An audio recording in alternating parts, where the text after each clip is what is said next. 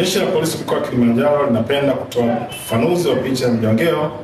video clip ilionekana kusambaa kwenye mitandao ya kijamii ikihusisha watu waliokuwa wanatumia gari lenye namba za usajili T540 EHF aina ya Toyota Noah, ikidaiwa walikuwa wakijaribu kumteka kijana mmoja aitwaye Jonathan Hayo. Huyu ana miaka 37, mkazi wa KSMC Moshi, eneo la Mbuyuni, wilaya ya Moshi, manispaa, Aprili 12, 2025.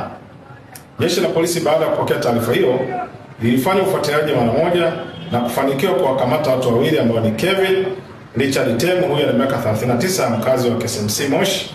na Samson Robert Magere, huyu ana miaka 30, mkazi wa Soweto Moshi, wakiwa na gari namba T540 EHF aina ya Toyota Noah inayodaiwa kuhusika katika tukio hilo. Gari hiyo inamilikiwa na kampuni ya Kesa Tours yenye ofisi zake mtaa wa Soweto Moshi mjini. Uchunguzi wa tukio hilo umebaini kwamba tukio hilo halikuwa la utekaji, bali watuhumiwa hao walikuwa wamemwajiri Jonathan Hayo anayedaiwa kutekwa kama mtaalamu wa mifumo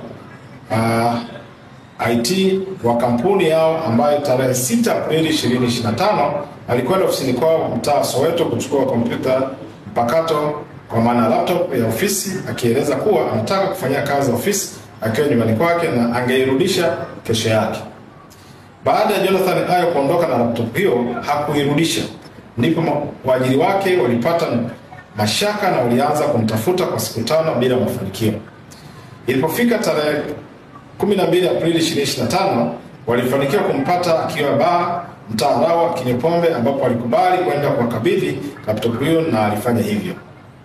Watu hao wakitumia gari namba T540 EHF aina Noah, baada ya kuipata laptop yao waliamua wampeleke polisi ndugu Jonathan Hayo kwa hatua zaidi, na walipofika eneo la Mbuyuni majira saa 1 usiku, Jonathan Hayo alifungua mlango wa gari ikiwa imesimama kwenye foleni